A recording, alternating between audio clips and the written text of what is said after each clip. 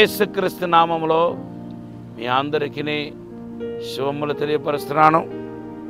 మీరందరూ క్షేమంగా ఉంటారని ప్రభునందు నమ్ముతున్నానండి. మీరు ఏం బాధపడకండి, దిగులు పడకండి. నిన్న రాత్రి మీరు దేవుని సన్నిధిలో కొంతమంది విలాపిస్తూ కన్నీళ్లతో ప్రార్థన చేసుకున్నారు. ఖచ్చితంగా మీకు దేవుడు విడుదల ఇవ్వబోతున్నాడు. ఈ యొక్క వాక్యం వింటున్న మీలో కొంతమంది మీ కుమారుని కోసం, మీ యొక్క కూతురు కోసం దేవుని సన్నిధిలో ఎంతో ప్రార్థన చేశారు. మీ ప్రార్థన దేవుడు విన్నాడు. దేవుడు అత్యంత విజయము, అద్భుతము దేవుడు చేసి మేలు చేయబోతున్నాడని మాట్లాడుతున్నాడు. ఈరోజు మీకు దేవుడిచ్చిన వాగ్దానం కీర్తన 20:4. దేవుని బిడ్డలారా, జాన్ వెస్లీ అనే దైవజనుడు ఒక ఊరిలో దేవుని యొక్క వాక్యం ప్రకటిస్తున్నాడంట. అయితే ఆయన భార్య ప్రభు నమ్ముకుంది, కానీ ఇతను మాత్రం ఒక నాస్తికుడు అంట.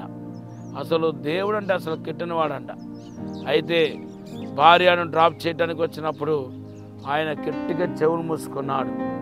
ఇంకా మీటింగ్ అయిపోతుంది కదా అని చెప్పి మనం మరలా ఇంటికి తీసుకెళ్ళిపోతామనే ఉద్దేశంతో ఆయన ఏం చేస్తాడంటే వినకూడదని అలా చెవులు మూసుకొని ఉన్నాడనమాట.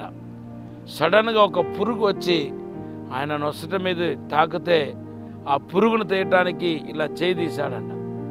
అప్పుడు జాన్ వెస్లీ గారు అంటున్నారంట, చెవిగలవాడు విన్నగాక అన్నాడంట. ఇదేంటి నా గురించి అంటున్నారండి, చెవిగలవాడు విన్నగాక అని. ఆయన ఒక్క 5 నిమిషాలు అలా చేయి తీసి ఆయన మాటను వినేసరికి కరెక్ట్ ఆయన చెప్పిన మాట, ఆయన పలికిన మాట సమయోచితంగా అనిపించి ఆయన రక్షణ పొంది మారు మనసు పొందాడని జాన్ వెస్లీ గారి చరిత్రలో రాయబడి ఉంది. దేవుని బిడ్డలారా, సమయం వచ్చినప్పుడు ఎవరైనా దేవుడికి లొంగాల్సిందే.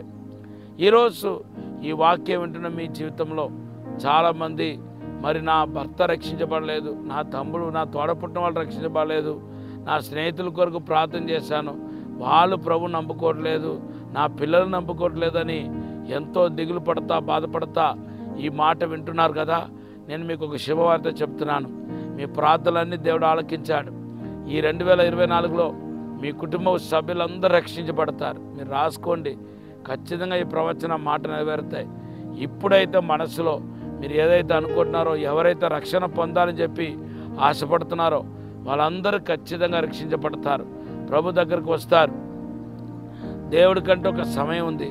ఆ సమయం వచ్చినప్పుడు ఖచ్చితంగా మీరు ప్రార్థన చేయకపోయినా, మీరే మర్చిపోయినా, ఖచ్చితంగా ఆ సమయాన్ని బట్టి దేవుడు తన కార్యాన్ని, అద్భుత కార్యాన్ని చేసే తీరుతాడు.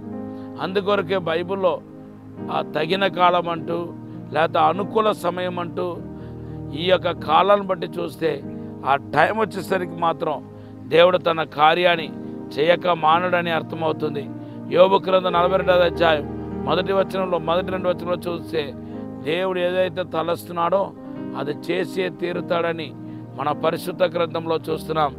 అంతేకాదు, తగిన కాలమందు దేవుడు మనల్ని హెచ్చించినట్టుగా మీరు ఆయన హస్తములో అణిగిమెనిగి ఉండండి, ఆయన హస్తము కింద ఉండండి అని పేతురు రాసిన పత్రిక 5వ అధ్యాయంలో మీరు చూస్తే 5:6లో ఆయన తగిన కాలమందు ఆయన సన్నిధిలో మనం హెచ్చించబడలాగిన ఆయన ఒక కబంధ హస్తంలో ఉండాలని రాయబడి ఉంది.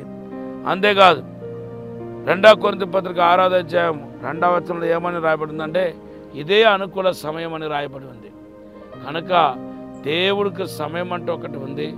ఆ సమయం వచ్చినప్పుడు ఖచ్చితంగా మీ ప్రార్థనకి జవాబు వస్తాయని, మీ కుటుంబ సభ్యులు ఎంత మూర్ఖులైనప్పటికీ, ఎంత కఠిన ఆత్మ గలవారైనప్పటికీ రక్షించబడతారని ఈరోజు ప్రభు మీతో స్పష్టంగా మాట్లాడుతున్నారు. మీ నిరీక్షణను పోగొట్టుకోవద్దు. మీరు దేవుని ఆ నిరీక్షణలో ముందుకు సాగండి. త్వరలో మీరు అద్భుతాన్ని చూస్తారు. ప్రభు ఈ మాట దీవించునుగాక. పరిశుద్ధము నమ్మకమైన పరలోక తండ్రి, మమ్మల్ని క్షమించండి, మన్నించండి, పరిశుద్ధపరచండి. ఈ దినంలో మాకు తోడుగా నీడగా ఉండి సాయం చేసి అసాధారణమైన అద్భుతమైన కార్యం జరిగించి, మగత్తరమైన కార్యం జరిగించి, అయ్యా సాతాను వాడి క్రియలను లయపరిచి వర్ధలొచ్చి మన తోడు ఉండమని దీవించమని, అసాధారణమైన అద్భుతమైన కార్యం జరిగించమని యేసు నామములో అడిగి వేడుకుంటున్నాం తండ్రి. ఆమేన్. ఈరోజు దేవుడు మీకు ఇచ్చిన వాగ్దానం మత్తయి సువార్త 18:19. ప్రభువుల దీవెన గాక. Have a blessed day.